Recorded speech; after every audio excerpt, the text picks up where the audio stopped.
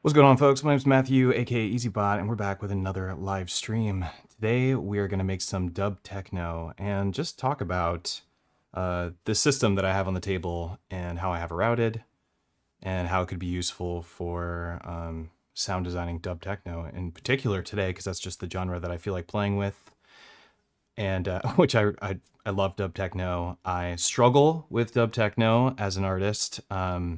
I've learned some techniques that help me stay in the pocket to the best of my ability, but I'm by no means a master of dub techno. However, I love learning and exploring different genres, and dub techno has been one of my favorite ones to explore on this channel. We've tackled it many times. We now have new devices to make this style of music. We have new stuff from Elektron. We have the Tonverk, and my Tonverk is working very well right now, so I'm very happy about that. I really need to do some more multi-samples with this machine, this beautiful device right here, and get some of my instruments that are in my studio put in here so I don't have to use my large keyboards, like my Melbourne stuff, my Prophets, my Moog instruments. All those instruments I would love to port into my Tonverk because it has a lot of great sound crafting stuff you can do here, and I can just get my favorite patches and bring it over here. So I'm excited to do that. I haven't dug into it quite yet because we're still getting familiar with the device, or I'm still getting familiar with the device. And I'm still exploring just even the factory content, which is pretty much what we're going to be playing with today, is some factory content on the Tonverk. But honestly, we're going to be using all three of these boxes, or all four of these boxes, this as a performance mixer, as I typically do. Right now I'm running my hybrid 4x4 template, which you may or may not know about. Turns the Octatrack into a 64 effects processor for dual stereo inputs plus 4 tracks for processing whatever samples you have in your Octatrack. It's fun stuff. If you're interested in the Octatrack, check it out. You can find more about that on other live streams or on my Patreon. But what you're hearing right now in this little intro demo is you're hearing the chord, that dubby, beautiful chord. Let's take this little 303-ish resonant acid sound out. Is you're hearing the Tonverk. You're hearing a very default patch on the Tonverk. Let's just isolate it. Let's get rid of this texture. So this is like this patch in here, and I know it's like we got this big top-down perspective because we're looking at more than just the Tonverk, so we're not going to zoom quite in on the Tonverk right now. I am recording this in 4K, so maybe we'll do an edited version of this that lets you see this a little bit deeper, but or closer up, so to speak. But I want to talk about what's happening here and why I think the Tonverk is now my favorite ethereal box. People have started comparing it to the S4, which is, a granular processor. We don't have granular on here. We're hoping to get that on the Tonverk at some point. I hope it happens. I could see it happening considering what the other effects are on the unit and how powerful the CPU is. But what I've really discovered is textures, pads, of course chords, really shine on this device, and they're really fun to play with on the Tonverk. Like they feel really good on here, and well, let's just listen to it again. So what we have on this one, unfortunately you can't see like the sample, the actual sample, right? We can't see the waveform to see like what we're looking at. This is a multi-sample, but the multi-sample that I'm using is just a multi-sample of a sawtooth wave. So it's an extremely basic patch. It just is a sawtooth wave resampled, probably every 5 notes or something, or maybe even every octave. Just to give us the highest fidelity of that sample. That's the power of multi-samples. But what I've done here, and what is so exciting about this is the way I have it doing the effects processing, and then some simple sound design to make classic dub techno sloshy. To me, it sounds like something's like going against the shore of the ocean, right? These are like waves like lapping into the shore. That's kind of what makes me think of like dub techno chords, or some dub techno chords. I'm just using this as an example for the beginning of today's stream. I do want to start over, and we're gonna go from 0 and work our way forward from here. But this was something that I was starting to work on. It inspired me to want to share with you today some of the technique. But I also need to explain a little bit about how I have things routed, because this is not a simple setup. This is actually a pretty complex system at this point, due to the Octatrack, due to the Tonverk, and due to the way that I route things in my own studio. And I want to discuss it with you really quickly before we get started on sound design and before we get started on music production, so that you can understand what is happening when I'm doing things on the Tonverk. Because eventually in this stream, it's going to seem like, what is he doing, and why is it coming through the Digitone, and why is it coming through the Digitakt, and where are the main outs, where are the secondary outs, how am I sampling here if there's nothing plugged in to the inputs here, or something. You know, that conversation needs to be had before we move forward. So let's do that part real quick. So I talked about this a little bit in a live stream 2 weeks ago, I believe, where I said it was like my Tonverk. I have no idea. It's a strange name. My Tonverk workflow. And the workflow is as follows. What I've got going on is, in my music production, the way that I like to write my music is I like to keep my drum elements in its own box. Is one of the reasons why I love the ecosystem of having multiple units. I'm separating the units, their workflows are sometimes better, instead of it being like this one machine that can do every single thing, but it doesn't necessarily do everything beautifully or focus on certain specific aspects of what I maybe want to do with that machine. Elektron does kind of a cool thing where the drum computer focuses really well on that particular aspect. This is just a great immediate sampler.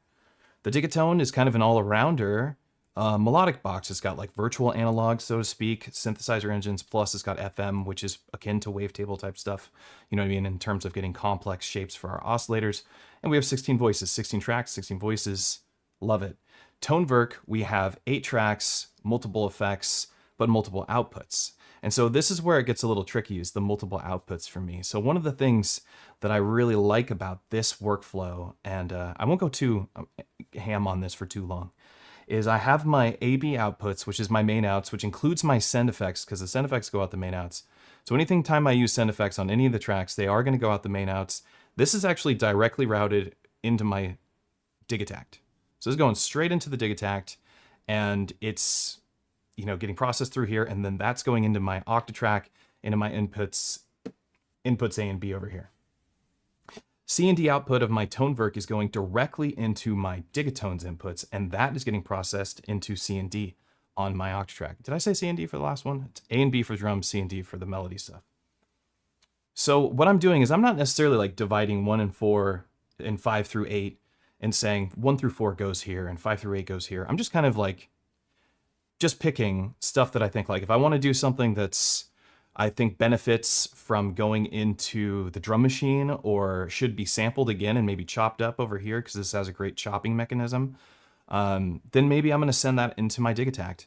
If I have something that's very melodic, it's got a chord progression going, and maybe it's a lead or something, I'm going to send that into my Digitone, because that's where the leads and melody stuff is getting bussed into my Octatrack. Despite my Octatrack not separating these elements into 2 different categories in this particular format that I have the Octatrack set up, it's just summing everything together. But that doesn't matter. This is more for me to just compartmentalize my workflow, keep things situated, and so that I can stay streamlined and understand what I'm doing in my productions. But typically, I do actually separate my drums and my melodies into 2 different inputs on my Octatrack and process them separately with their own separate style of effects, because some things really benefit from high-pass filters and some things benefit from low-pass filters, and it's not always at the same time. It's not always the same elements that benefit from that, and we're trying to get as close as we can to the most potent and powerful and productful music production in a desktop setup without having to turn to our computer. And that's kind of what I'm always after here, and I feel like this system, as complex as it is, has gotten me very close to that. despite my rule usually being about only 3 boxes on the table, we're going with 4 today. We're going to see what happens. And now that you understand the workflow, the last piece of the puzzle is how would I sample? So audio goes in here into my inputs A and B, and the way that I have my studio set up with my interface, I use an RME Fireface 802 FE is the name of my interface. If you're interested in picking it up, I highly recommend RME, especially if you're a PC user. Mac too, but if you're a PC user, it's, in my opinion, the best interface you can possibly get with the best software, loopback, all that if you want to do streaming, video content, stuff like this, Zoom calls even, all those kind of things. Really great interface, makes it very simple. But what I really love about using an interface like the Fireface is Total Mix is this fantastic software that easily lets you route things in your studio. So I have an Audio Fuse X8 for some extra inputs plugged into it. This is just an ADAT input, so I can add more inputs directly into my Fireface. And I run everything in my studio into my interface. My interface has a main out, a physical analog output. That is going into the Tonverk. So everything in the studio can go into the Tonverk very easily. Check out this call out. This is new. Hopefully this isn't cringe, but I think it's cool. So everything in the studio is going into the Tonverk, and so I can just process or sample. And because this is being sent whenever I want to, the main outs from this is going into my Digitakt, and this is going into my Octatrack. I have 3 samplers, all getting the same audio, and I can capture them at different points. So if I want to use the 4 tracks in my performance template here for sampling and chopping on the Octatrack, because it's the best chopping experience on the planet, I can do that. I can just let it go right through here, pass through here. I can even process it through compressors or effects if I want, get something really weird and interesting, and then sample it here or here. Or I can sample it here. But I can sample anything in the entire studio. So everything is routed directly into this little setup very simply. Super cool. All right, I know the topic is Dub Techno today, but I really wanted to get into a little bit of the nitty-gritty of this workflow and why I have things set up this way. Because there's a million cables, as you can see. I'm like, we are jacked in with cables. And if you want to pick these cables up, you can find them at modbang.com, which is my store, because I design cables. Because I'm a nerd. Ultra nerd over here who designs cables. Last thing we have to do is call out the people who have not sponsored this channel. LaCroix. It's been about 5 years of me asking you to sponsor me. You haven't sponsored me. We've had people on the channel email you, asking you to watch the EZBOT channel and sponsor me, and you've done nothing. You haven't sent me any LaCroix. You haven't lowered your prices like you promised, or someone promised. They're getting more expensive. And I'm getting a little upset, despite you still being my favorite flavor of plain soda.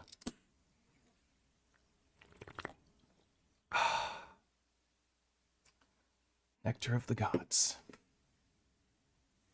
All right, back in action. LaCroix is being totally weak. I agree with you. Down with LaCroix. Everybody thinks they're like a French brand or something. They're not. This stuff is made right here, I think in the Midwest. Betrayal. Absolute betrayal. All right, let's dive into it. So let's make some tunes. Let's go to a blank pattern. When I'm making music on Elektron and I'm doing, I teach private lessons all the time. This is kind of what I do for my main job, right? I go live on these streams. I share music production with everybody. I do this live. This is how I get excited to make music, is I have people around me. That gets me excited to make music. Gets people interested. They book me for sessions. I teach them how to use this equipment. Something that I teach it for everybody. I don't care how amazing you are at music production. And not necessarily that I teach them this. Something that I say and I feel really strongly about is how we go about organizing our projects and how do we keep things in sync and how do we stay moving forward. If you're really into live performance and doing live sets, and also just not getting stagnant with your, oh, I caught that, that's cool. Not getting stagnant with your music production, I recommend that you start a project, a single project, and maybe it's project, I almost said project 2025, because I would be project 2025, but no, let's not call it that. You start with a project, and maybe it's called EZBOT 2025, and this represents EZBOT's brand new set that he starts in January, right? And so I call all the projects on every machine. Let's bring up the volumes on these tracks because they're bringing in the audio from these machines here. I call all the machines the same project. There's an advantage to this. Let's talk about this for a second. A little edumacation here for a moment. Opinion edumacation. So saying, I'm not spitting straight facts or anything. I'm just my opinion. You call every project the same project, and you start on bank 1, pattern 1, and you begin your music production. And maybe you fatigue out on your first track and you're like, I'm tired of this. Maybe you made it through one pattern or half of a pattern. It doesn't matter. And then you decide, I'm going to start a new project. So then you have to change. Then you go in and you start new projects on 4 different machines or many different machines. I don't know, or only on one machine. And then you lose focus on what you were working on before. Don't do it, really. What I recommend you do is you just name everything the same project. Once you fatigue on a pattern, just go to another pattern, start working on another pattern. This way, the sounds that you've loaded are already sounds you recognize that you like. You can use them again. There's no reason not to use sounds that you like again. That's how guitar players and drummers work. They're not like, it's not a brand new guitar every time they make some music. You can use these sounds again because they sound good, but also you can fatigue out on the next pattern and then realize you liked what you did before and go back to the project you were working on before. Eventually, you'll have a bunch of music in a single project, which means you don't have to load different projects across all your machines. When you go to play a show, you'll just have all of your music, and your set can get huge. On the new devices, the new Digitakt II, Digitone II, and the Tonverk, we have a massive hard drives on these things, especially the Tonverk, 64 gigs on the SD that ships with 4 megs of RAM, 4 gigs of RAM, 400 megs of RAM. Like, we can load 1,000 samples if we want into our Digitakt, and that's great. So basically, we don't have to start new projects all the time. I just wanted to lament on that for a moment while I digest the fact that LaCroix hasn't sponsored me. Okay, so here I want to kind of recreate a bit of the chord that we had from this previous dubby pattern here. So we're gonna go over here and do it from scratch. Let's unmute. Okay. Get that going here. Like my headphone in my right ear was getting weak sauce. Okay, so I'm gonna kind of do exactly what I did on the beginning. I just want you to see it happening from scratch. So I'm gonna go function source. I'm gonna go to multiplayer and we can audition with our keyboard. I don't really care for any of the sounds that are already sound designed. I'm kind of looking for these blank stuff. Spectral pad's nice. It's just like you can hear that it's a swarm of sawtooths. Pure square. I mean, this is clearly supposed to oscillate. I don't know if it will oscillate.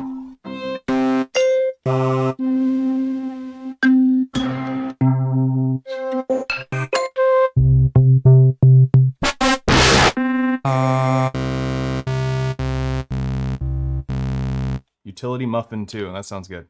So I really just wanted like a utilitarian sound, so I can just use the classic sound design features that you find in any synthesizer to make this into some music. Let's go up a couple octaves. Cool. It's kind of actually got this like hollow sound to it already, which is something that you usually have to sound design with an FM engine, or with a wavetable where you search for a waveform that kind of has like the top and the low is there, but the mid's kind of like just got this hollow center. It's really great for dub stuff. Your Dub Techno chord is always the same chord, as far as I can tell. I've listened to quite a bit of Dub Techno, and maybe it's not always the same key or the same root chord, but it's always the same chord. It is always a minor triad. Maybe it's a minor triad first inversion, second inversion, third inversion, whatever. It's a minor triad. So we're going to use a minor triad to get our Dub Techno chord started, and that's where we're going to start our sound design. What's up with my headphone jack or something? It's frustrating me. Don't do that to me. Don't mess with me. Okay, so I'm going to go into my step sequencer, go to my mute mode. It's already running. And just because we can, a lot of times I like to start, especially in techno, I usually start on the offbeat for a chord, but we're just going to put it on step 1. And I'm going to program Actually, let's go into our step edit. We're going to start here because this is where we're going to make our dubby chord, and then we're going to do the rest of the stuff on some different machines. We might do the bass over here. We're going to do the drums over here. We're going to do the dubby texture chords and stuff over here. And we might do like maybe a rolling, like, you know, that. You heard that chord for a second. Maybe we'll sound design that on the Digitone because it's fun. And that will be the project that we do today. But I want to talk about these chords and the texturing that you can do here because it's really nice. What I've discovered so far. We can give a little vibrato even. Let's program this chord. Let's just do...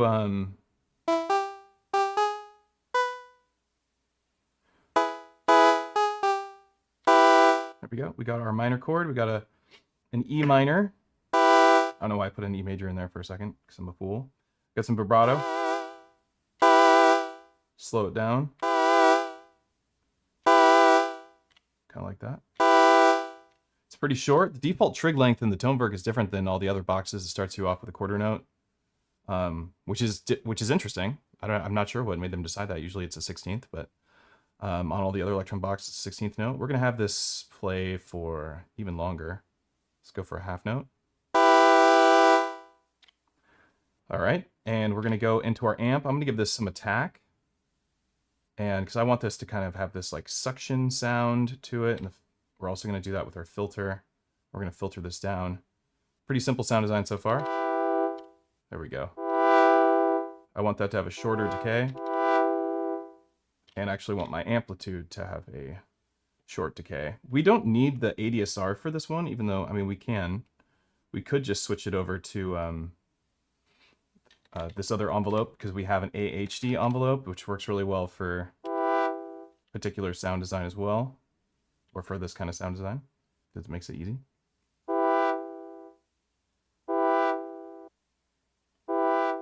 Cool. Filter this more.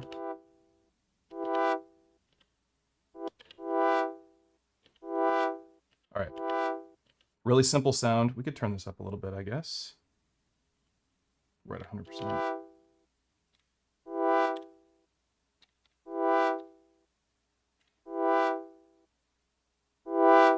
There we go. All right.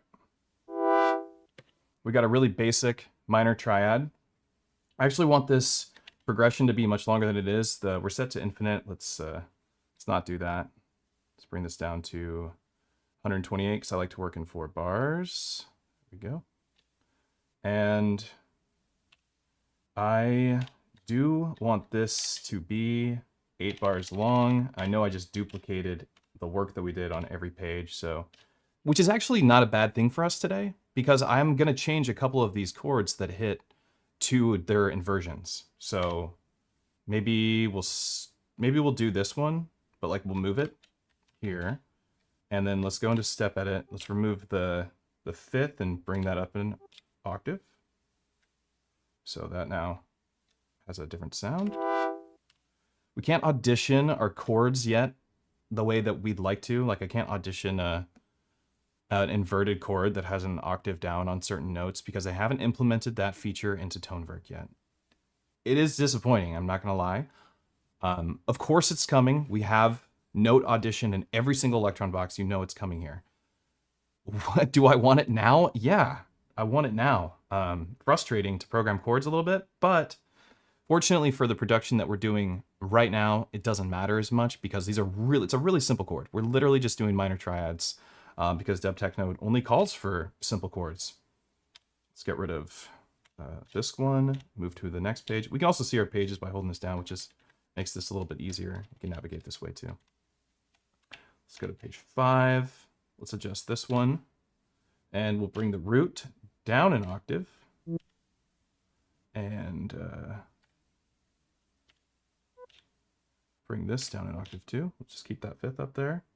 Let's go to the next page. And I actually want to delete this one. And this one we'll copy and move to the offbeat. Step edit it. Let's find this sucker. Let's bring this whole thing down an octave.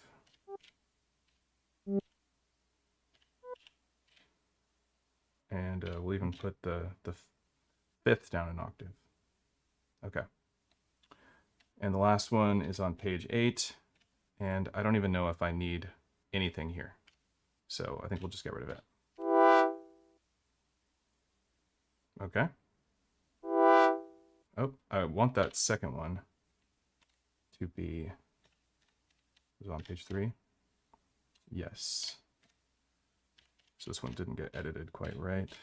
There we go. Okay, so now we're going to go on to the cool part. So the cool part of this, like, we got this really simple chord progression going. It's the same chord over and over again.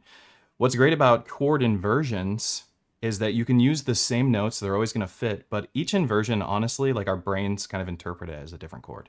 Even though it is the same chord over and over again, just hearing the higher frequencies of certain parts of the chord make the chord sound unique in different root positions or different inversions. And that's what we're taking advantage of here. And that's what Dub Techno takes advantage of a lot. And a lot of stuff that I've noticed in Dub Techno, correct me if I'm wrong, you can, everybody feel free to jump in and add whatever information you want. A lot of the things that I've noticed in like Dub Techno production is they'll use a lot of the same chord over and over again. They'll use a lot, it's big on the dub delay, in which we're going to go pretty ham on with this chord here shortly. It's big on the dub delay, it's big on reverb, it's big on space, it's big on texture, it's big on this like ethereal feeling to it. Some of it is. The stuff that I really like is.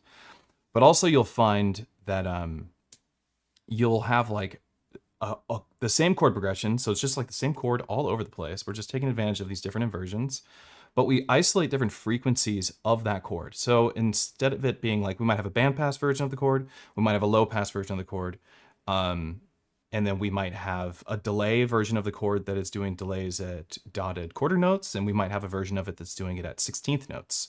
You know, two different versions of the same chord with different frequencies at different delay times with really long feedback on delays. And this gives us this like huge echoey atmosphere. And then we can sidechain pump it, do all sorts of cool stuff to these atmospheres to add rhythm and, you know, tighten up the mix, because that's a really large sound when you do stuff in that fashion. So let's get back to it. We got this chord happening, and what we want now is, this one's going out.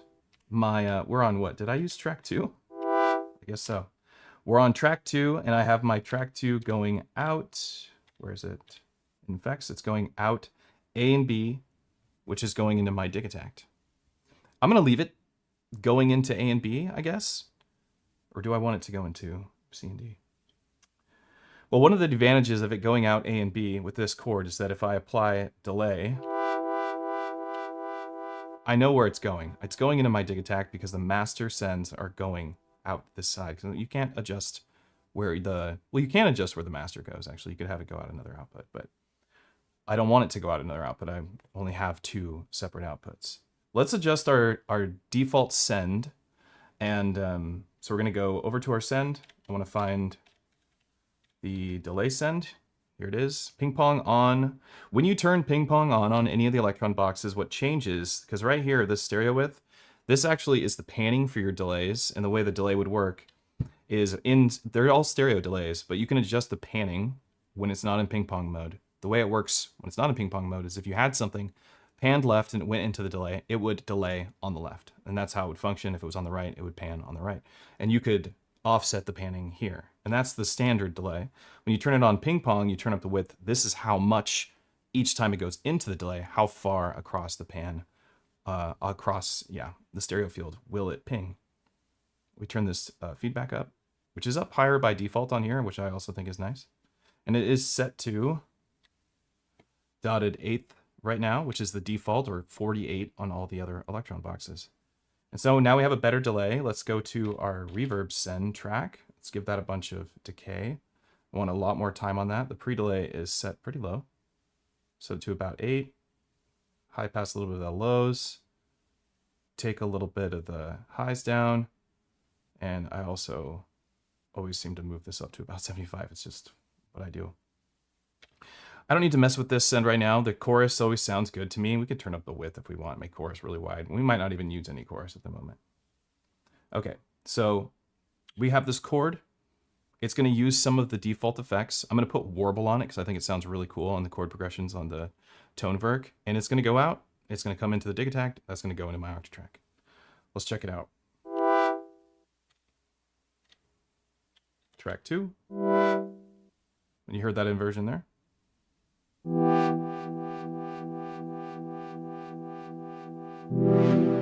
Oof.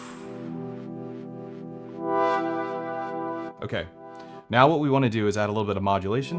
Can't have the same sounding chord every single time, so what we do is we target our filter frequency, and we just want to give this a little bit of depth. We want to slow down this time. The BPM multiplier is an actual multiplier of your BPM, and we are at 120, which is actually, you know, a good tempo for dub techno, if I'm being honest. You can go down below that, it sounds great. 120 will work great for us. There's no reason not to make music at 120. It is a fantastic BPM. So I want to give this a little bit of depth, and I'm set this to a triangle instead of a sine. What I think is interesting too about the Tonverk is how it shows you a bit of this,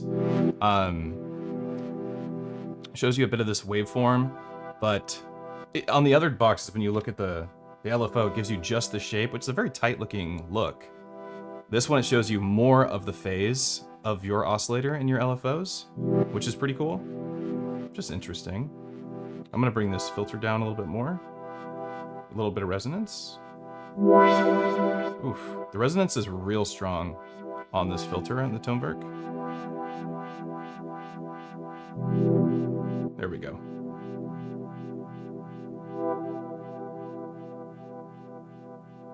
Let's use this bass width filter. I'm gonna remove some of the low end.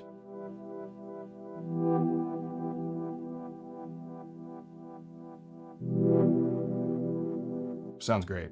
This is what the Tonverk sounds like. This is different. This is not what the Analog 4 sounds like. This is not what the Digitone sounds like. You could sound like this in the Digitakt a bit, but this is different. It sounds different.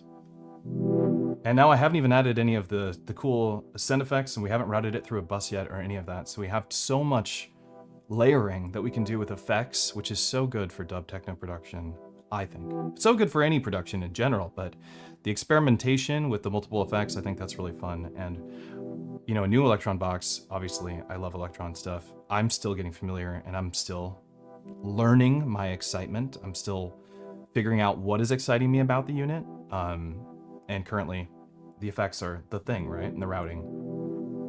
Let's get this modulator up a little bit.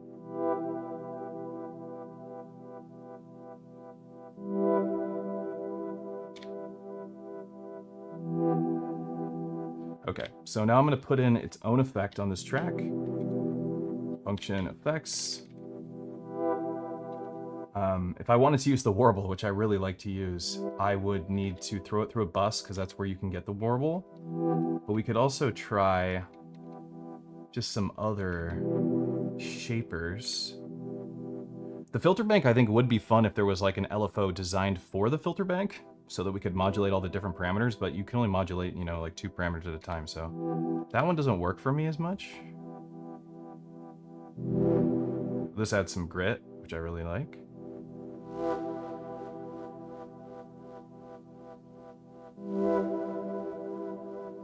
It's pretty cool.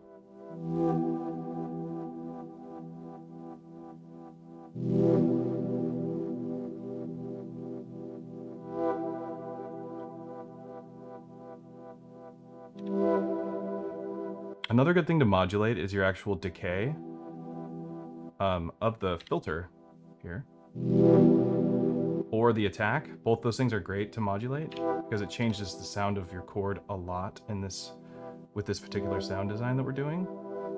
So let's find the filter envelope decay, and we'll modulate that just slightly so we get a different sounding. We'll set this to the trig 1, and maybe we'll use the random shape so we don't know what it is every time.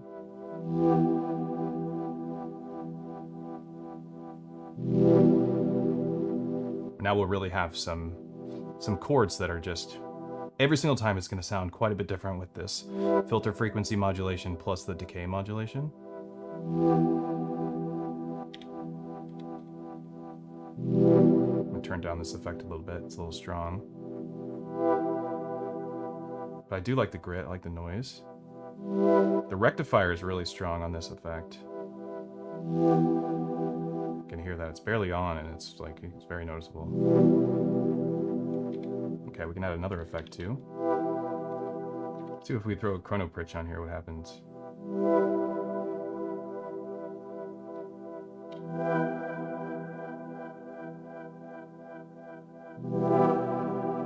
Ooh.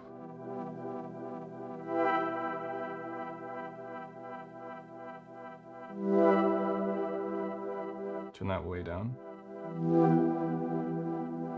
Filter it quite a bit. I do like it though. That's cool. I think some of these chords are a little higher up. I'd like more of them to be lower. Maybe this would make that sound like that. No. Oops, I don't want to go into perform mode. Put that back up where we had it. But I'm actually going to transpose some of these chords down. Let's go over step editor.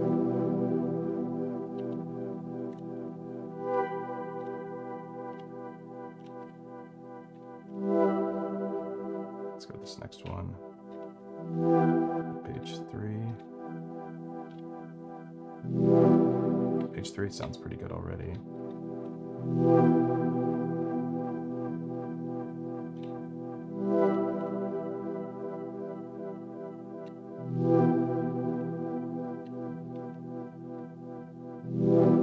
Yep, that one's good. We didn't put one there, it's fine. Okay.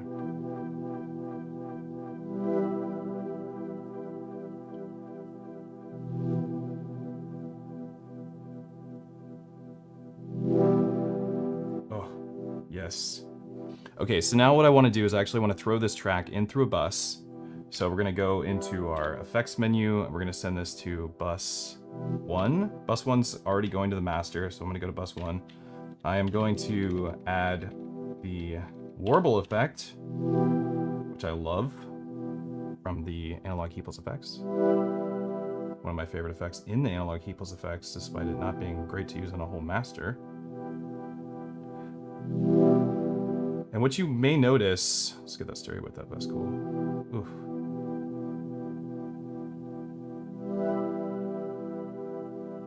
What you may notice with the Tonverk and some of the engines on the Digitone, which is cool, is that some of the engines have built-in modulators. Almost all the effects in the Tonverk have built-in modulators. So you have a bunch of you have more mods than you have on any other boxes already in here, but the engines, the effects already have LFOs in the effects. Like this one, speed and depth, it's already there. I don't have to modulate it, I just turn it on. Here's this really warbles it. So we have a bunch of effects right now.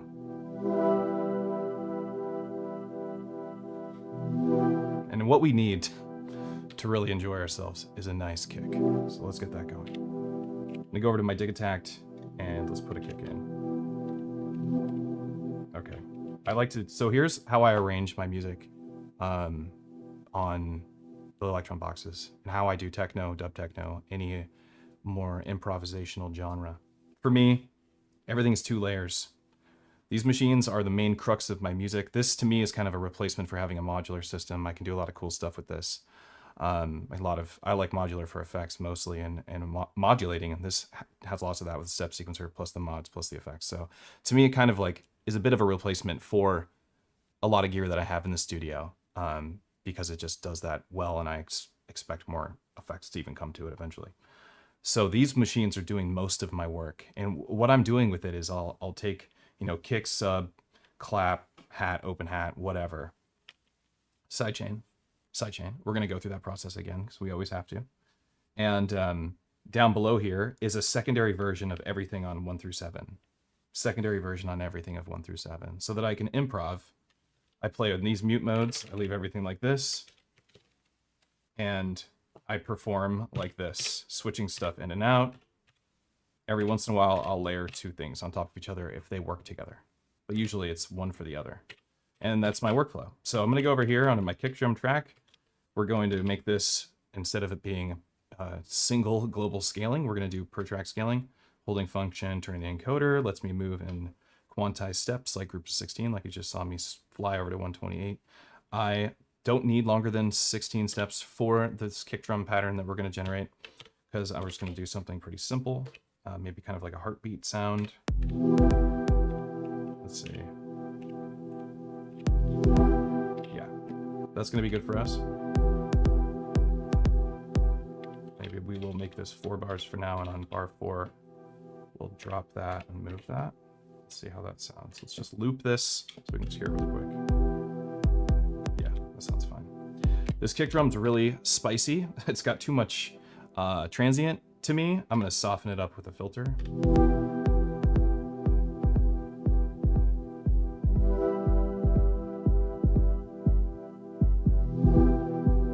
Just for the beginning part of our dub track.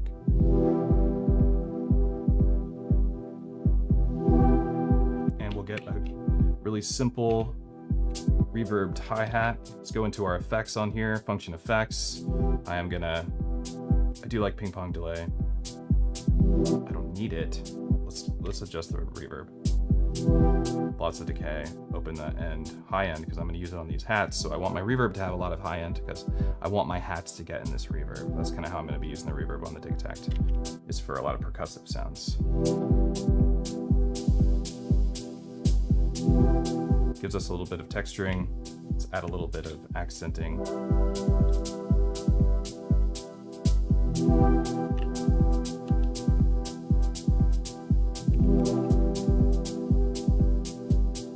I like that. What happens if we kind of like offset this a little bit? I like that too. Make it a little quieter, a little sharper. So I took this, I micro-timed it, a 64th note, just to kind of shake things up. Let's add a little bit of shuffle. Let's bring this up to like 56. We gotta do it on all the machines, including the Tonverk. Even if they're MIDI synced, you still gotta do your shuffle. All right, we're good. Okay. Cool, now we got a little something going. I think my pitch delay from my Tonverk is kind of taking my Dub Techno chord and making it sound a little bit, it's like cleaning it up in a way with I'm gonna mess with it for a second. Let's see. I don't know if I want the chrono pitch. I'm gonna take it away real quick and see what happens. Yeah.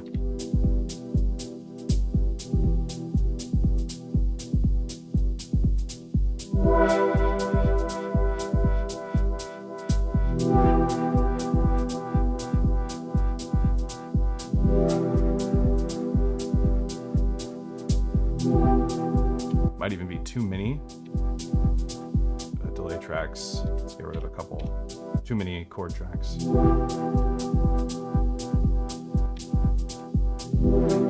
I'm going to parameter lock a couple of them to sound a little different. Let's shrink this one down a little.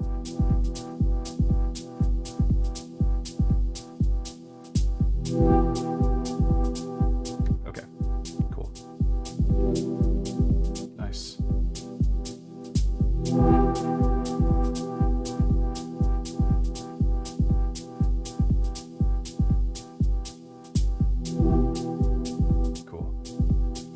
Okay, so now we're gonna use another track on here, and I'm gonna go into like the texturing section on the Tonverk, and we're just gonna have something that kind of like loops in the background and just like does weird stuff. So I'll do that on track 3, I guess. Or maybe we'll like do melody here and do texturing and whatever, maybe percussive stuff on this side if we want. I'm gonna go into single player, and we'll find a blank sample slot.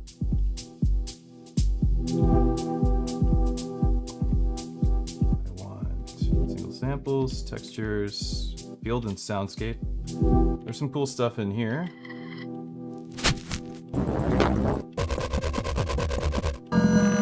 Mind you, we have... That's actually... We have filters and effects and stuff. So we can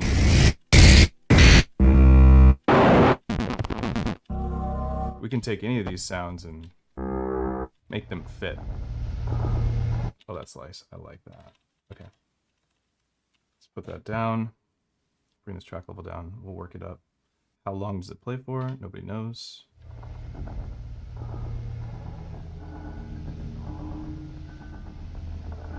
This will be a good texture for the background in our track.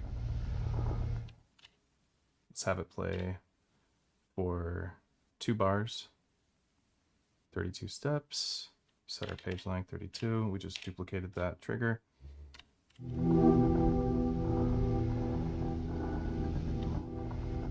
Throw some effects on this sucker. Some reverb.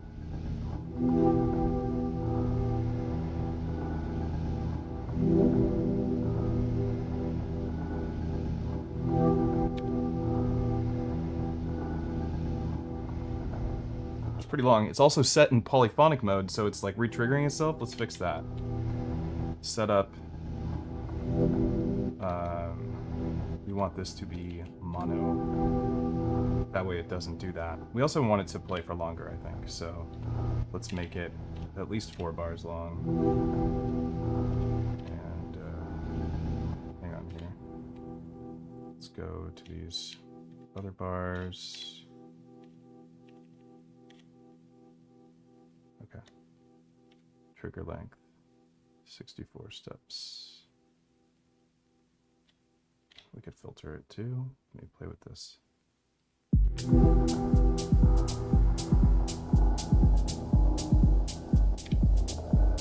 Use an LFO to move that filter frequency point way down.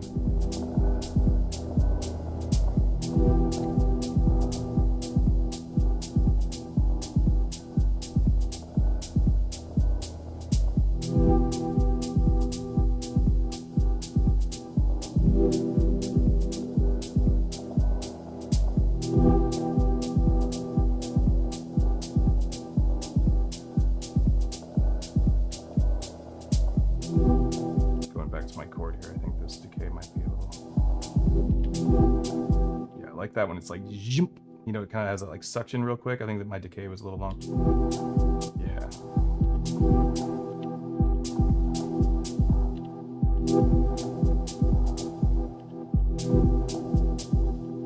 Also think that chord needs to be lower.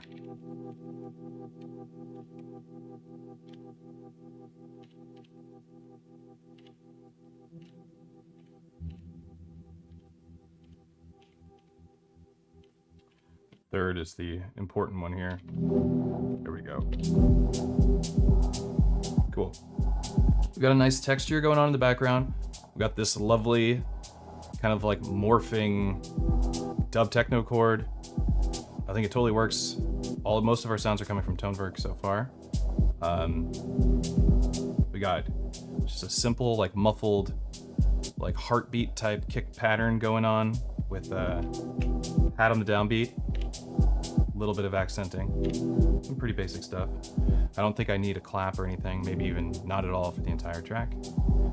We do, however, want a bit of bass, but we're not there yet. We're still in the dub techno chord section, and it could be fun to add the rolling, like LFO type chord, if we wanted here, which I always like to do, or I like to design. Let's see, I usually put bass on 1, so if I do that, maybe we'd put it on 2. Could also do it on the Tonverk, that might be fun to explore. Something I also really like about a lot of dub techno tracks is that they'll have this like shorter pattern. Maybe it's even like an odd length pattern. And maybe we even do, you know, our triad on this pattern. We don't have anything loaded.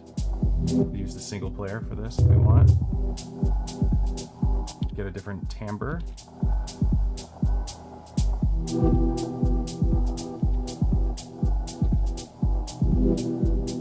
I guess pads, we could turn it into a thing.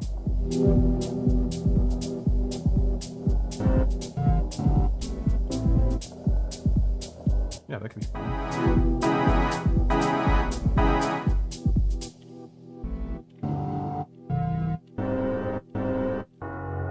How his pads are already chords. I guess that makes sense. I guess we can use...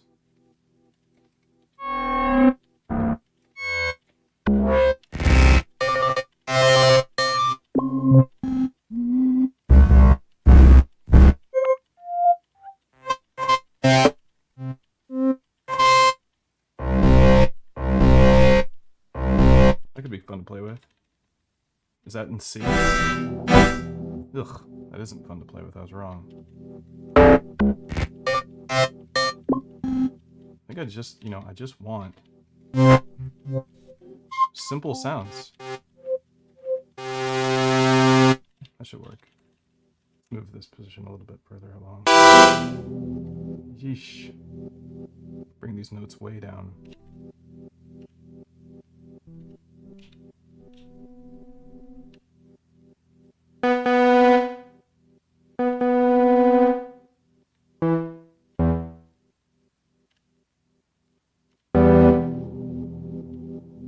Short, and I actually want this to make like a rhythm.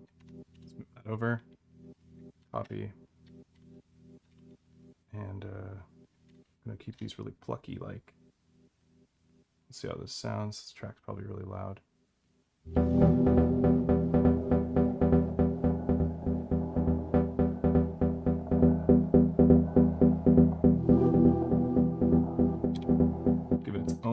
Delay. I love doing this. I think this is really good for dub.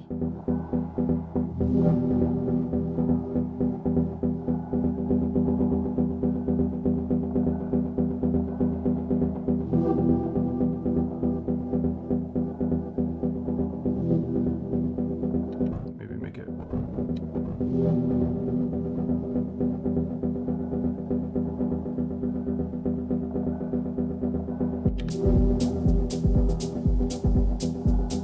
Go.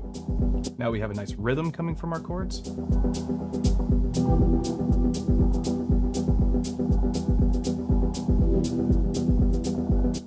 headphone thing is going to drive me insane.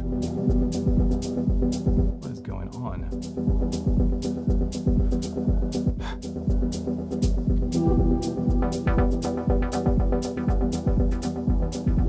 Again, we want to use a modulator to adjust our filter cutoff. This is a go-to stuff. Everybody should be doing this all the time. You got lots of mods, use your modulators. Slow them down, have fun with that. Just bring it down. We'll go the other direction.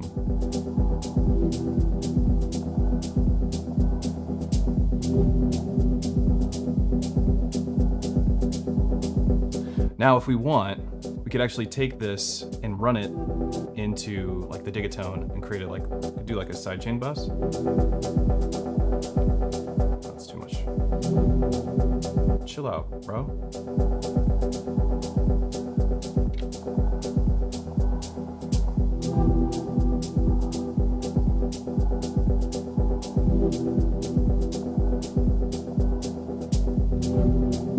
And we could, do different inversions again on some of these.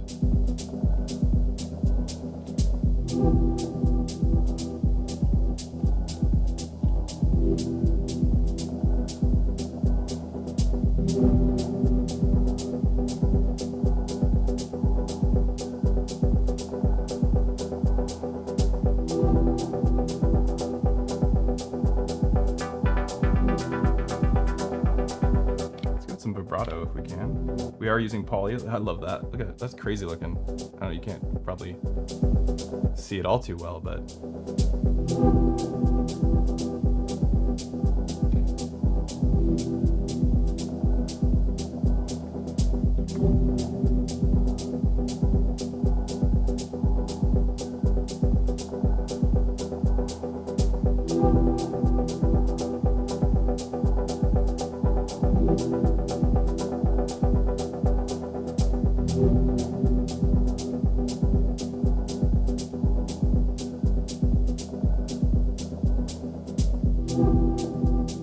that like weird texture that we have on a 5 You don't even notice it anymore, right? It's filled the background. It's just kind of made the, it's just there. If I take it away, let's listen. See if you can notice it when it's gone. We took the texture away and now it's just, it's so clean. But if we bring that texture back, it's really, it was so subtle, but it really was impacting the music a lot.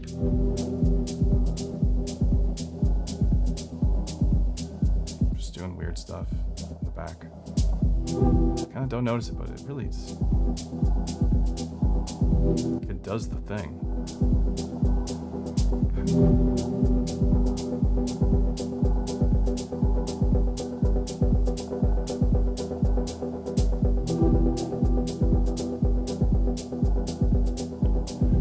There was, so I like to use, I often use like reference tracks.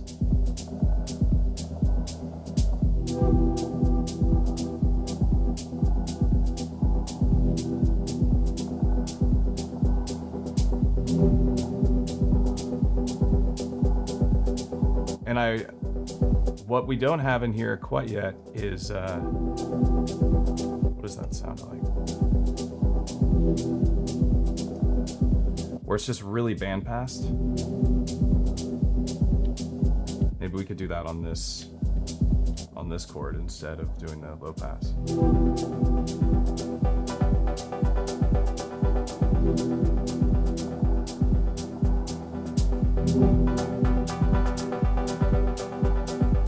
Maybe this does sound better with the low pass.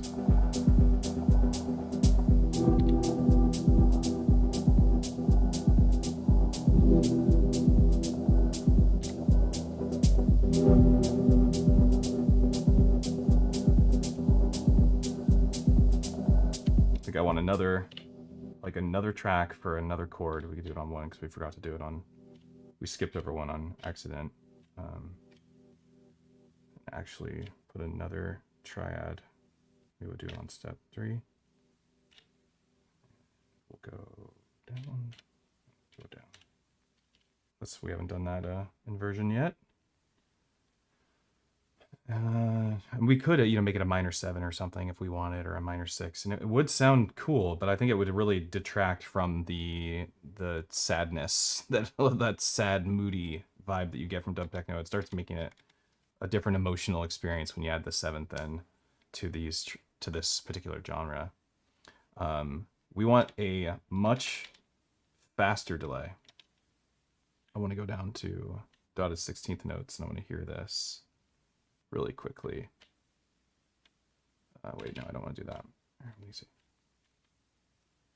Oh yeah, we got to give it a sound. Maybe we'll copy this track sound and just pop that right in there.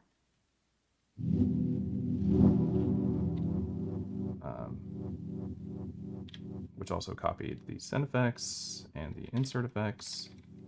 And I don't care. I want to go back down to this. Ping pong, width all the way up. Let's give it some wet. There we go. Do I even want it to be faster? Oh, yeah, kind of like that.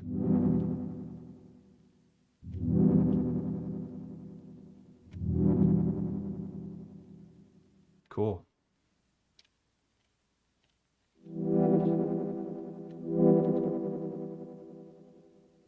Too much vibrato.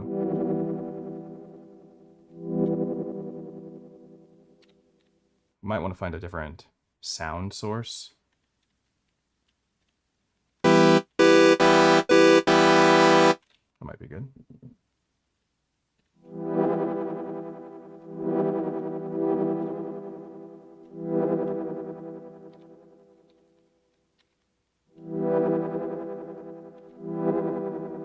What is causing the warble sound? Oh, because it's going through that effects bus, I think. Yeah, let's take it out of bus 1. We'll send it into the Digitone so we don't have the warble. It's got its own delay. And we don't need this effect. We could play with the secondary low pass filter. That could be nice.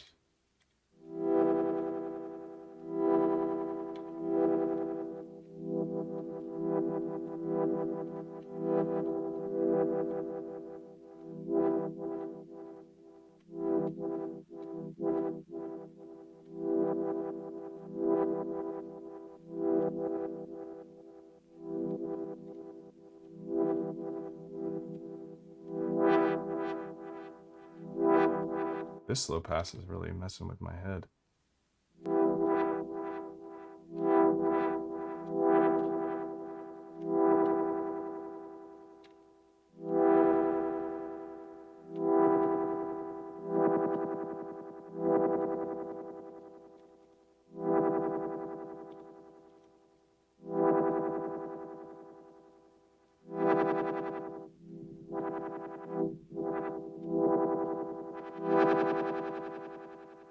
We don't want this to play very often. We only have it here the one time. We could add a trigger condition if we want.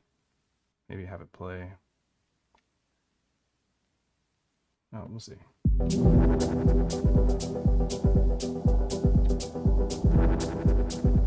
Oh wait, how long is this track? So short. Copy that, remove it, paste it. 128 steps, paste it back, go back. Go in here again.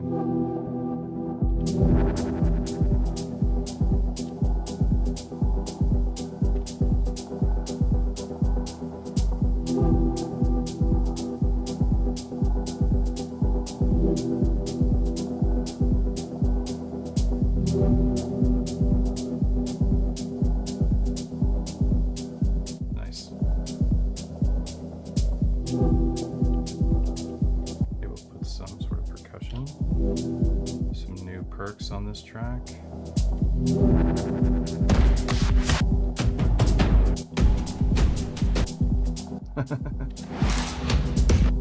Those don't fit.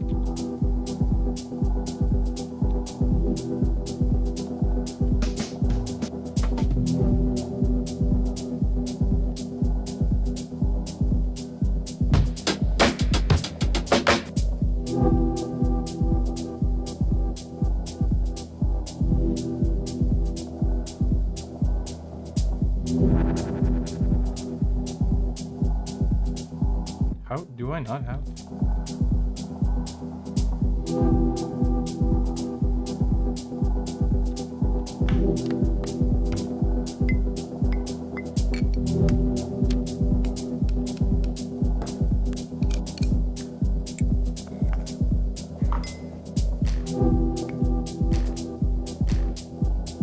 Kind of like that. I think it's like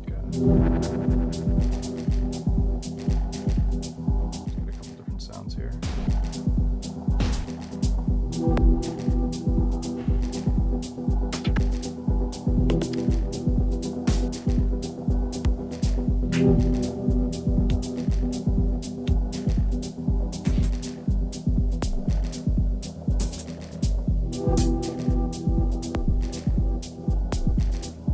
So we'll take that.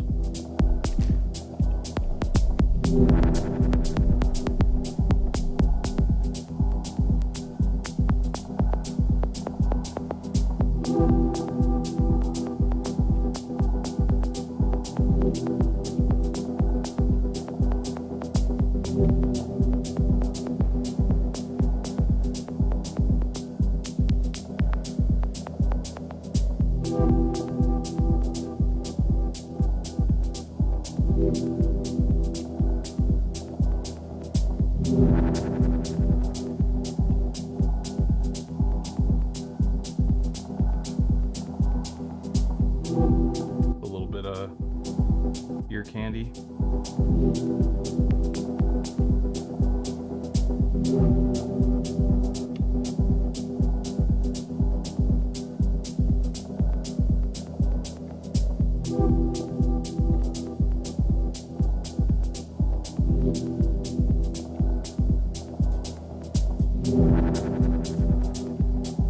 Actually, it sounds really good with that.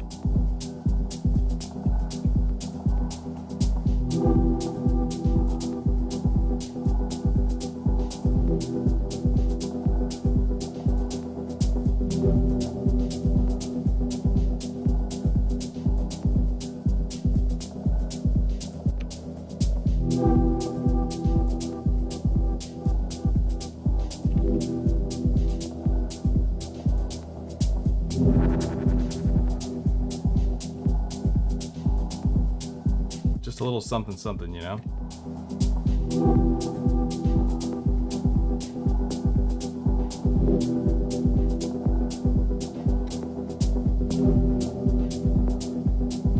back over to this.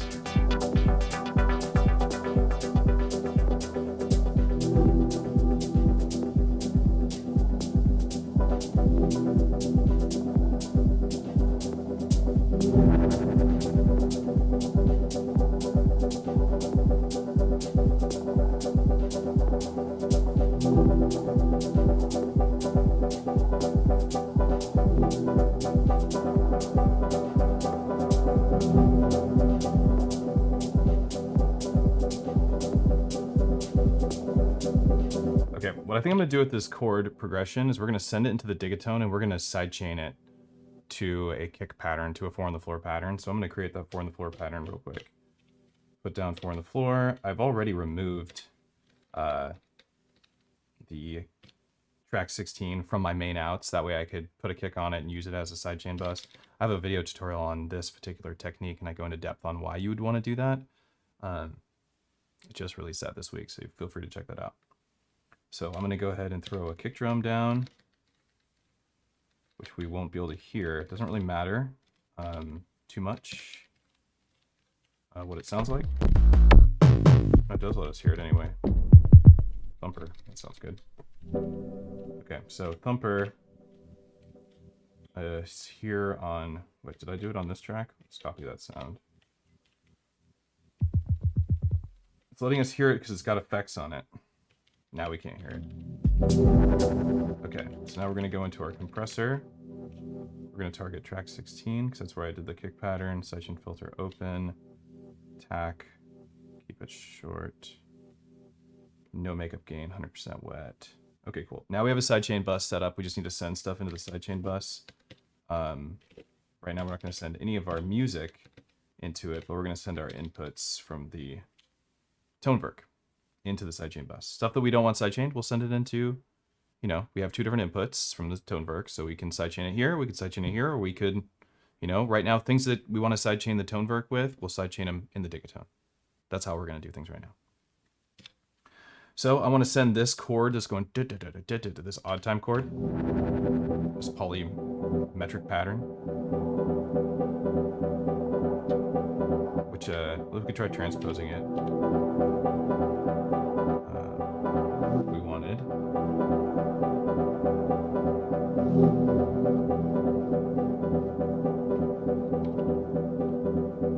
No, that's not what I want to do.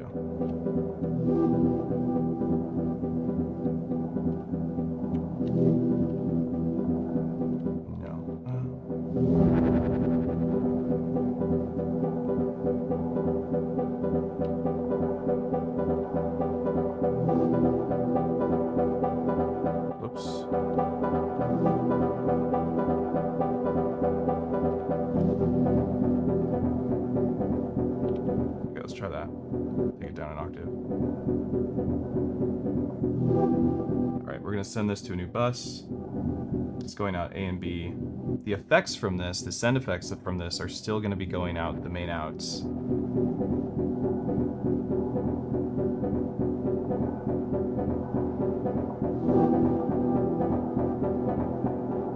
We're gonna go out C and D. So it's going in here now, which we can't see, technically.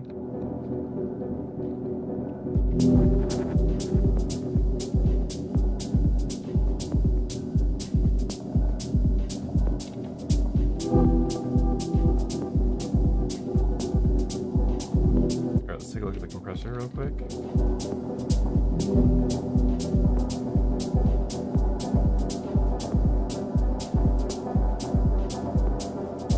If we want this to pump the delay and the reverb from this chord progression,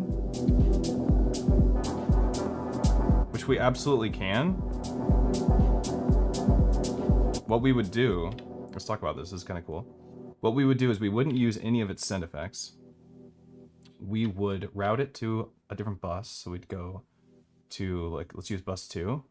Then we'll go to bus 2 and route bus 2 out C and D. And we won't use the sends for that bus either, but we will load its own effects on here, and we can sidechain those. So we'll put a delay, and then we'll put a reverb.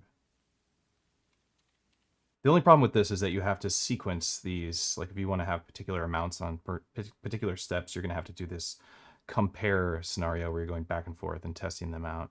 And I think that experience can be a little tough, but it's definitely something to get used to. Let's bring this decay up. We also have different reverbs that we can use. We have the super void reverb. I guess that's only on the master. Frequency warper. That's a fun one to play with. Where's that rumsklang? I guess that's on the master, or it might be on the send. Doesn't matter. Now you can hear the reverb is getting ducked.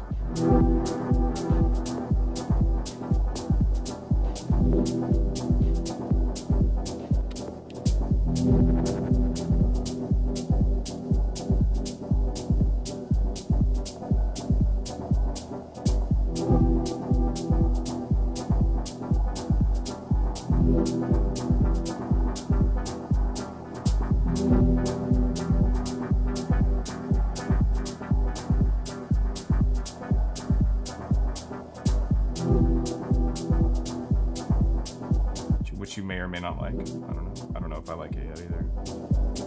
Let's go here.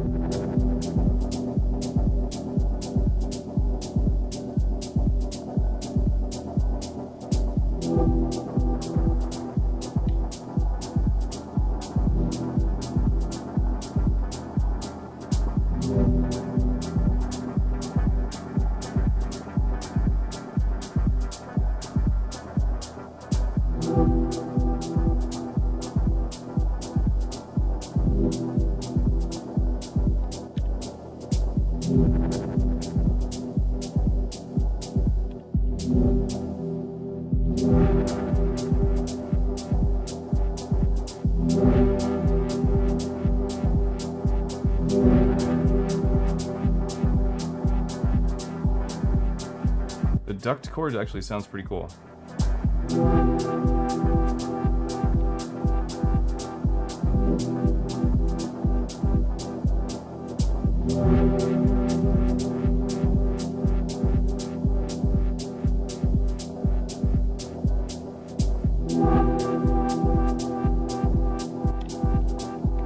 Now, what if we just did like a...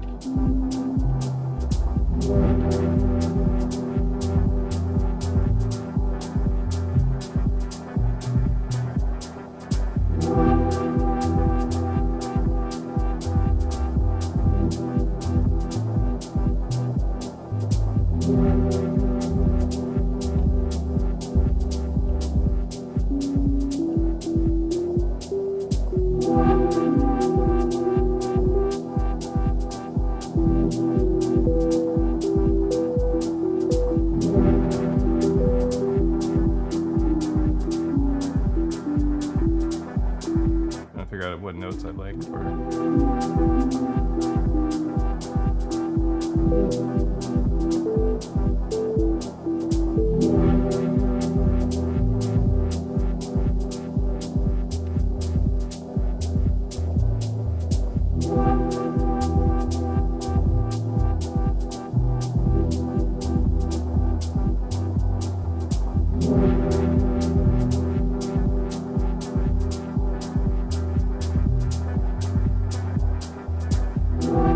sidechain that too. Let's give this like 4 bars. Everything should be set to 128.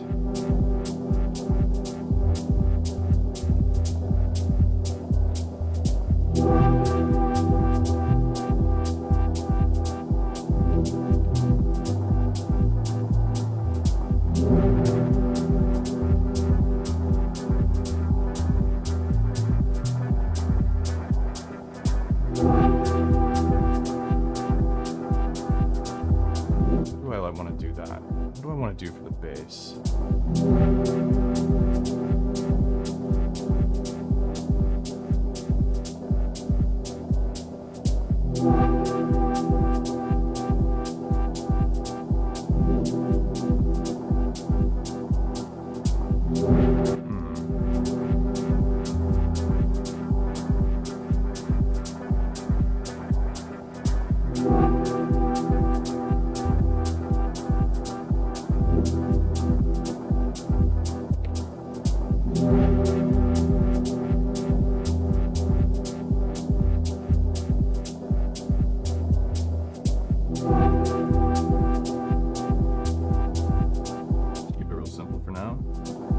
send that into the sidechain bus too.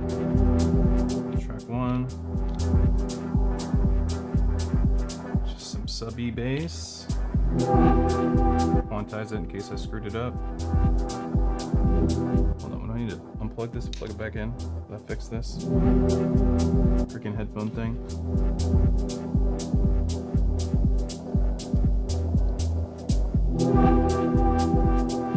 Lord.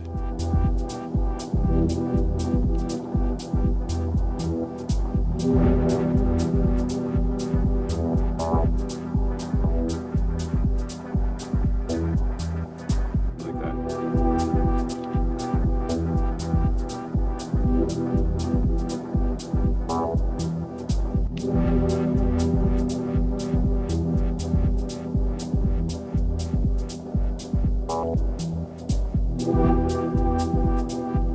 Here's some chorus.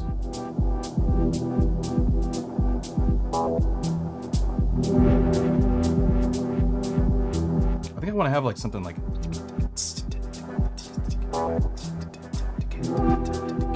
something just like jamming off in the background, like echoing, but like quick. Maybe we do like a subtrack for that. Don't usually use subtracks, I've kind of avoided them.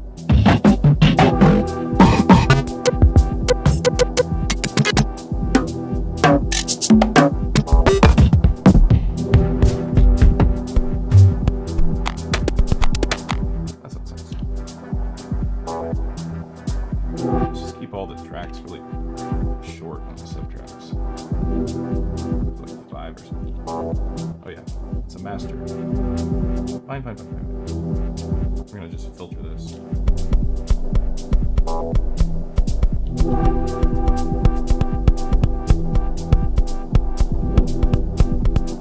make that one to be like 7.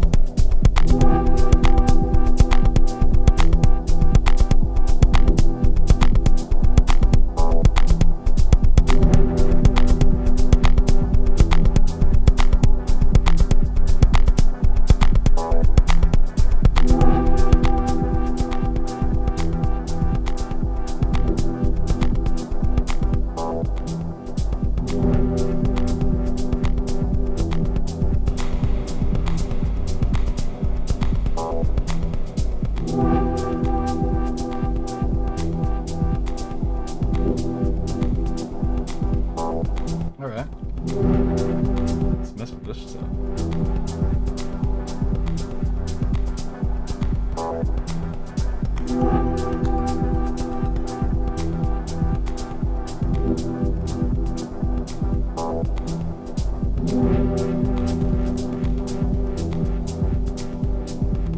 Nah. Maybe this isn't the right effects.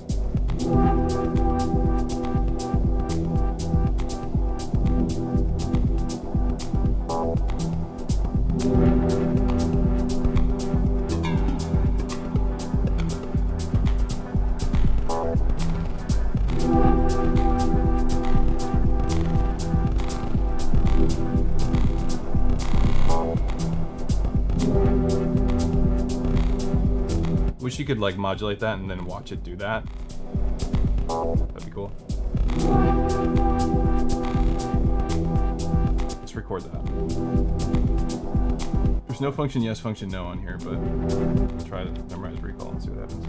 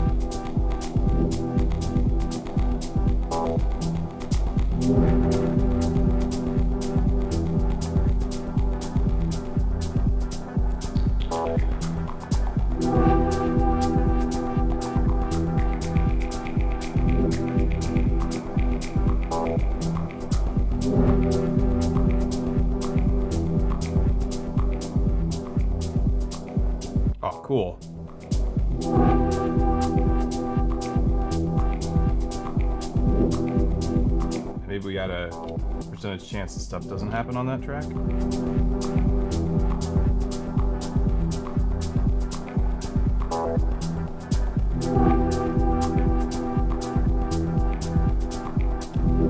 Little texture.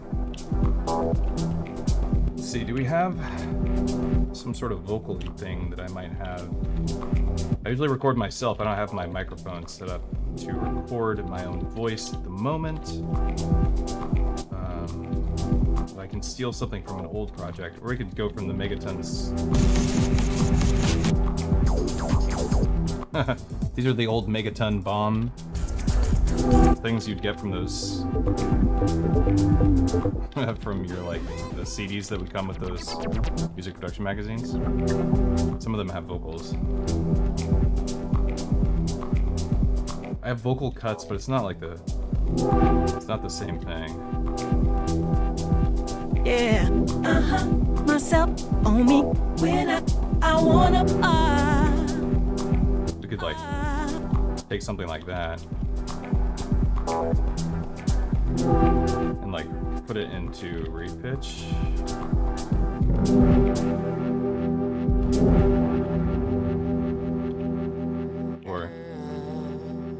Or into the time stretch engine.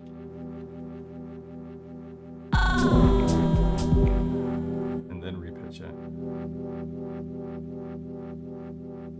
Let's have it go for. Let's just have it play forever. Oops.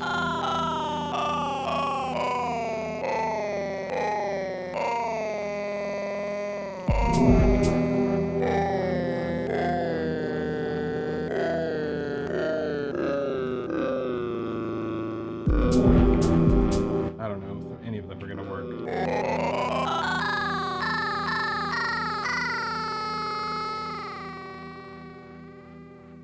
sing the part.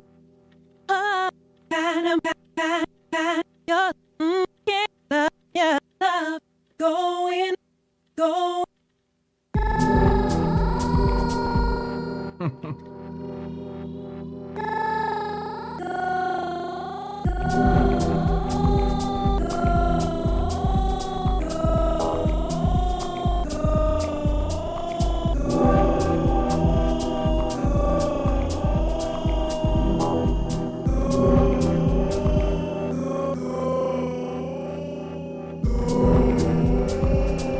Why is it that what a melody is she singing that can never be in key? That's gonna make me insane. What is the deal with that? I have a hard time getting any use of samples. What's in here? Is there just vocal stuff in here? No, of course not. Of course, Elektron doesn't give us any vocal samples. You don't ever really hear any vocal stuff in any of the Elektron demos from Elektron. I don't know if you've noticed that. Oh, look at this. I was wondering where all this stuff was. So much. We got some vocal stuff in here. Yeah. Watch out the people and dancing. Your name's not down, you're not coming in. Listen, mate, I've told you once, told you twice. Is this the bouncer vocal?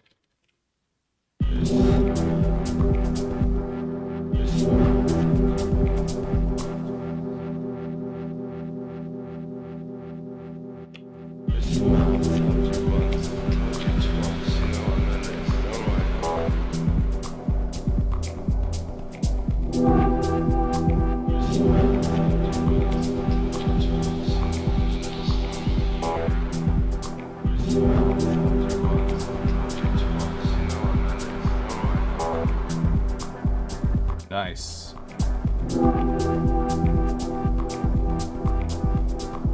Condition. So play every 4 bars.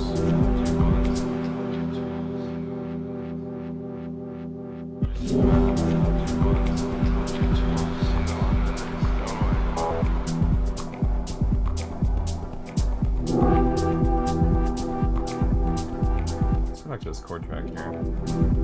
Some of those chords, like the higher ones, like this one.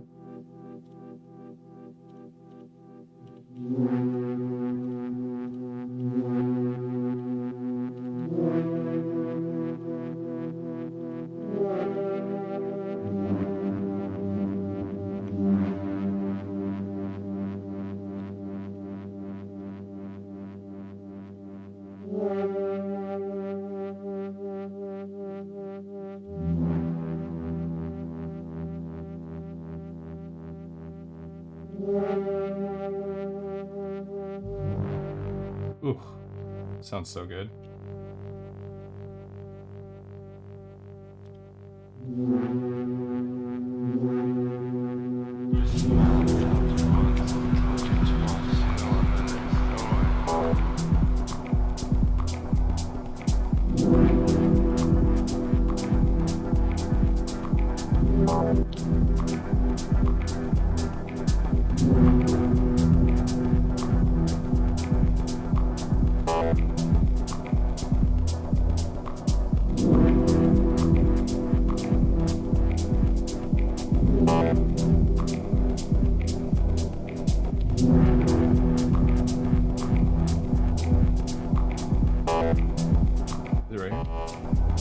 Add some delay to that. Yes. Hell yeah. Let's in fact make it ping pong.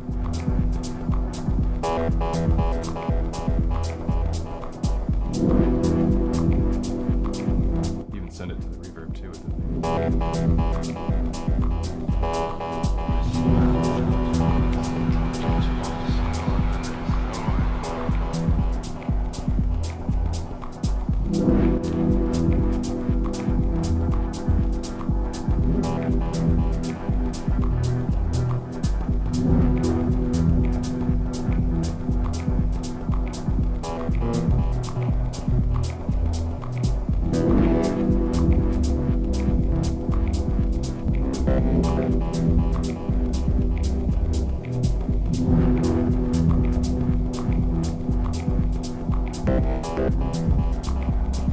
Does the C work?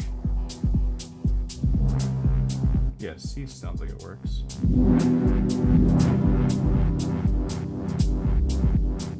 Okay.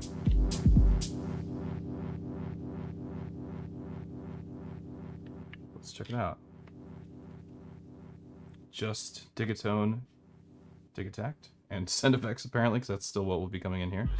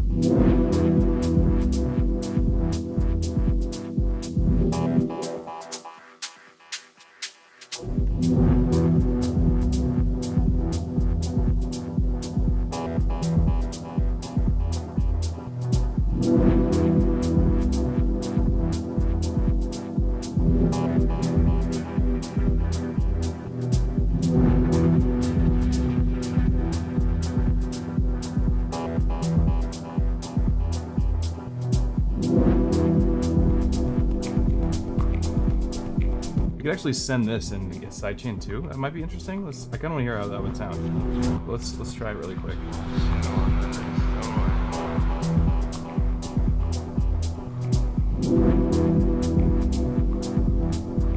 Yeah, it actually kind of cleans it up a little bit. So this is being sidechained. This little percussive track, this subtrack, is going to Digitone. Digitone's sidechaining it, which I think is cool. Modbang.com. Go there. Get these cool cables, which I designed. That might be popping up more often than I like. Hint at a high E flat. I like the hint of a C. You could hint at a high E flat. You mean for my bass note?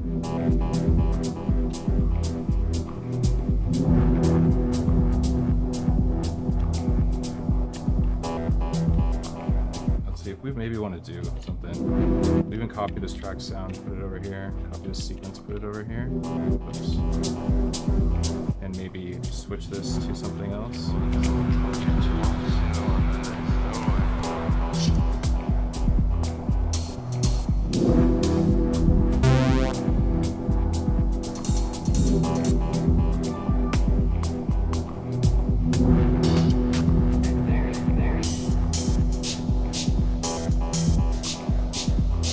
Oh.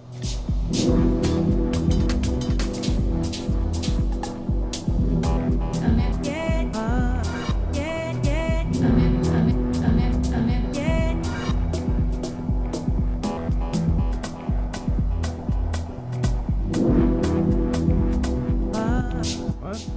Oh no, I liked that.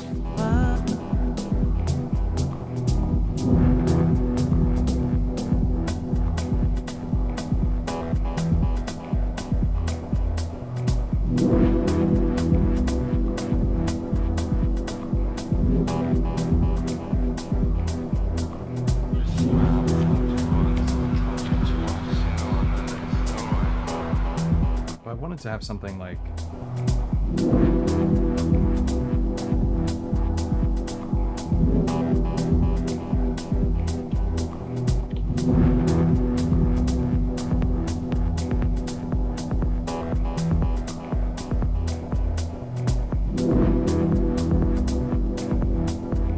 Alright, let's find like an appropriate kick for this.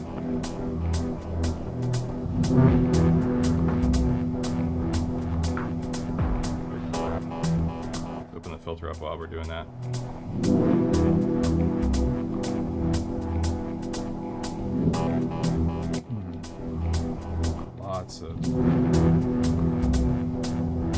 Lots of kicks available to me.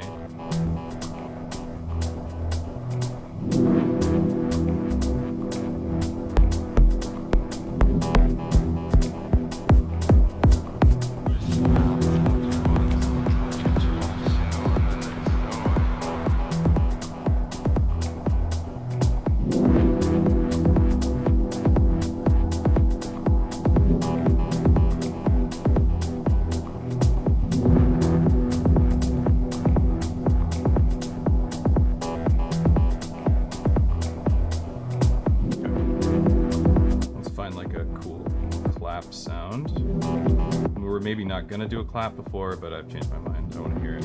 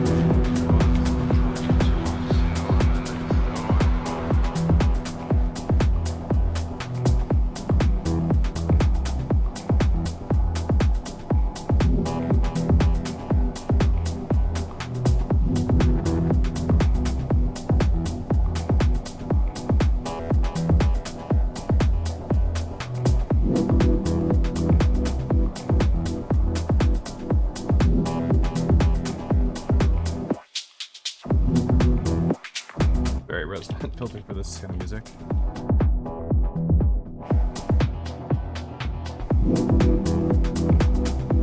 This is starting to sound pretty good.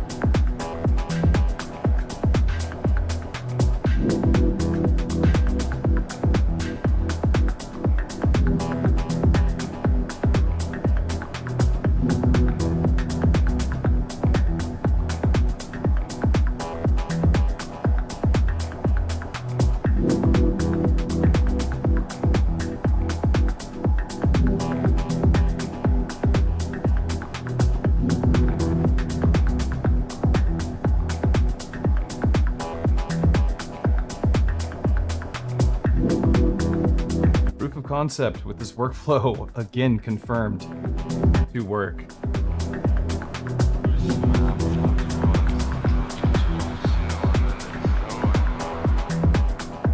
Killer.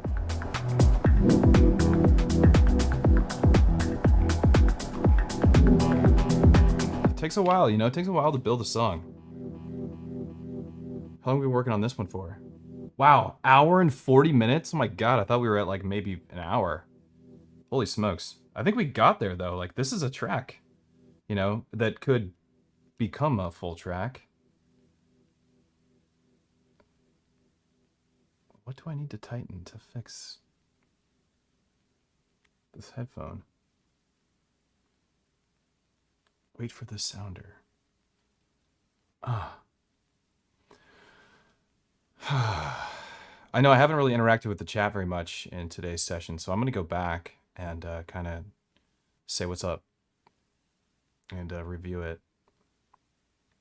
And also, I'd love to get honest opinions. I added this call out onto the channel because, you know, I need to, you know, the call outs are important for me as a YouTuber, music producer, and retail sales person since I have a music store. Hopefully that's not annoying. Pops up every 20 minutes for about 10 seconds. Let me know if that sucks and I'll adjust it. So what's up? Rustic, how's it going? The factory sounds. Yeah, some of them were factory sounds that we were using. A lot of factory sounds. Levi Cole. Levi's in here. Levi's a really great dub techno artist. I love Levi's dub techno stuff. Lucas, nice to see you. Digital Analog, good to see you. Toby, what's up? Moderating. Hi-Fi, how are you? Kiki, Kyle, Quasar, how's it going, dude? Good to talk to you again. DJ, Kipli, Auto Machine. There's not too many people for me to say hello to. What's up, everybody? Thanks for hanging out. So let's check out what some people are saying. I know there's a lot of comments about the Tonverk for sure, because that's definitely the most controversial and exciting thing happening in today's stream. Because the Tonverk, you know, people have feelings about it. There's no doubt. Turn my voice up just a wee bit for y'all. Hopefully not too much. Just a little bit more gain on my voice. Couple decibels. Maybe I did too much. I think the Tonverk is sounding really good. I think the workflow that I've got going on with the Tonverk is pretty effective. And I really like this routing option I have. Mind you, it is complex. Like, to do this routing stuff that I'm doing with the Tonverk feels complex. It feels like at times can feel overwhelming. I'm keeping it really simple. Honestly, I'm keeping it quite simple. And it's a bit why I'm going to the music, the production itself. Like, I'm choosing music that lets me work in this fashion that doesn't also confuse me too much. I think if I was doing like some IDM stuff, I would just be super lost right now. Because of how much I have going on. Like, this table is, this has got a lot going on. There's a lot of routing going on. There's a lot of sequencers, a lot of tracks, and it can definitely get overwhelming. Need some cowbell? Oh, of course. Listen to this lovely track.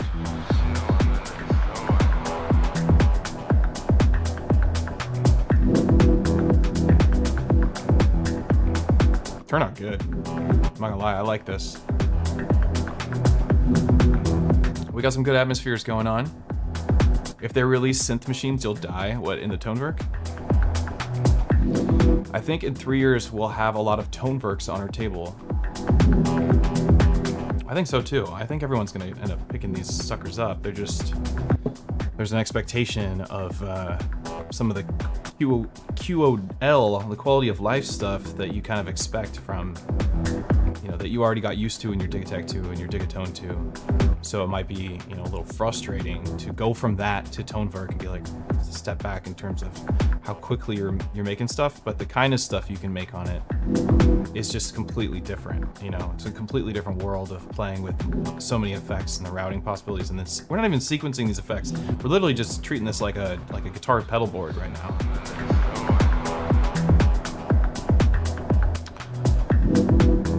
Why does everything I hear on the Tonverk remind me of Silent Hill? That's funny.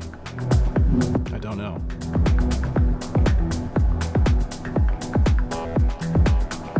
All right, I'm gonna jump to stuff where people pinged EZBOT because I'm low on time here. I gotta run. Hey everyone, wow, I made it to an EZBOT live stream. My brain is confused. It's saying, hey, come on, it's not 1 a.m. and you're not in bed. Oh, it must be. You must be in Europe. Welcome. Foxfight, what's going on? Wega, how are you? So here in the crowd, 4 machines must be a hell of a dub. Sounds good. Swing. Appreciate it, Wega. Pineapple Galaxy, how are you? Like 3 smaller boxes together with only 21 millimeters wider than the other 2 boxes. Schnoodle, loving this. What's up, Schnoodle? Recorded this for you, bud. Calderwood, subtracts are life. Subtracts are not life for me. That's not how I feel about Tonverk. I do like the Tonverk. Subtracks are just bonus to me. They're just like, I used it in a way I thought was really subtle. I used 1 subtrack. I don't want to use any more than 1. It's just too much. It's just too much. There's just too many tracks. Too much sequencing going on. Too confusing. I'd rather keep it simple. Plus I have all these other tracks on my other machines. But I understand if you love them, that's great. I really want to hear the large choirs out of the Tonverk. Me too, and I want to get those in the Tonverk. I'm still not sure. I think somebody made an app or something that can convert some multi-samples over to Tonverk multi-samples. If somebody did do that, and I don't remember clearly if that's true, but if they did, please say in the chat and also link it or drop in the chat and tell me where I can find it so I can link it, because I would really like to get some like grand pianos, some orchestras and stuff like that, and bring them into my Tonverk. Because I don't just want to make dub techno and stuff. I love making experimental stuff and making, like, you know, songs in here. Can't log into Discord. Weird. EZBOT Discord? That's weird, man. You should be able to. You should definitely be able to. It's a public Discord. Everyone's welcome. Checked mine, and mine are working fine. Well, that's good. Well, Wega, hit me up. Message me if you're having any issues. We'll get you in the Discord.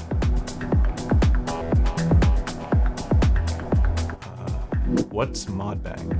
Modbang is my live hardware electronic music store, and also a live hardware electronic music event that I started and is now in several states and moving on to possibly several countries. We shall see. But there are Modbangs happening this week here in Seattle and in Portland and in Ohio, I believe. So check it out, modbang.com events. You can see their live hardware exclusively only. Very cool. By the way, those callouts that are popping up, and I've mentioned him a couple times because he's new on this channel, it's made by Blake's. He's one of the moderators here in the Discord. He is a graphic designer, and you can support his work too if you check him out. Great guy, great artist, great performer. Hey Matt, can you give us a proper video on the breakdown of analog versus digital drum machines, mainly the Jomox Mark II? A very specific question, Realist Wizard. Which I love that. I don't own a Jomox Mark II. I don't own a Rhythm Mark II. I just have a lot of Elektron stuff and a TR-1000. And then I have, as far as drum machine goes, that's all I got, and then a bunch of modular stuff. So no, I don't. Brave of me to trust the function memorize. I don't know if I trust it yet. I'm still figuring that out. I have a Rhythm Mark 1. But a discussion about digital versus analog is always a fun discussion. It's a less important discussion than you would think, you know? I think people get caught up on that a little too hard, especially early on in their music production and gear acquisition stage of their music production, that they focus on the digital versus analog scenario, and it's just not that important. But there are some really great analog sounds that are obviously quite noticeable that they're analog. Hi-Fi EZBOT can't help but put a backbeat in. Yeah, I couldn't. Yes, you caught that. But I think it works. Like, it's still, this is still dub.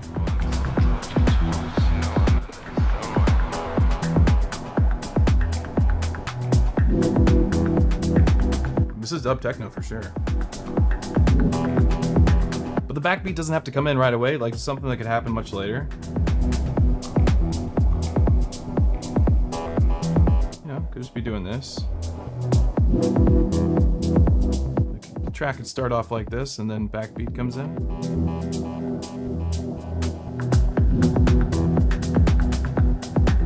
People really grooving at this point. This would be a fun one for me to play at a show.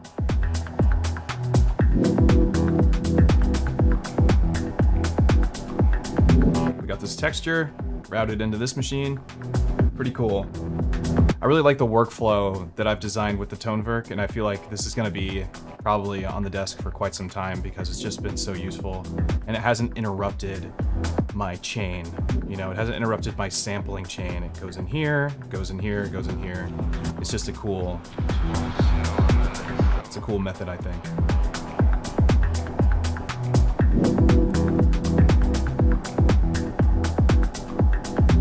Yeah, the first, so we also had this Dub Techno track, I think it's here. This Dub Techno chord on here, let's see, is it?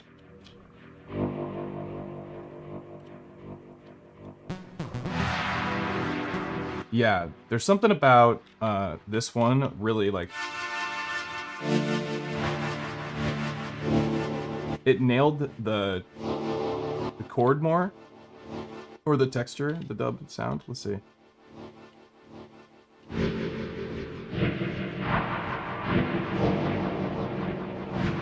And that's because I used this phaser. That's what it was.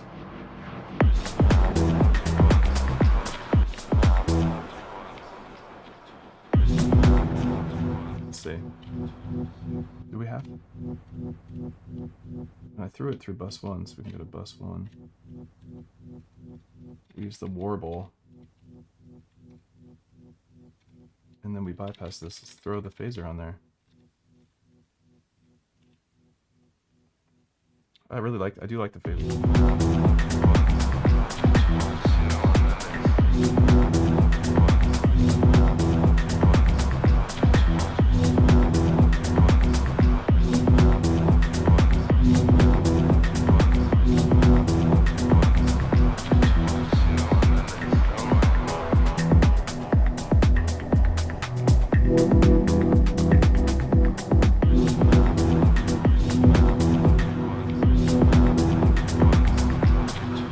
Anyway, I think it sounds good.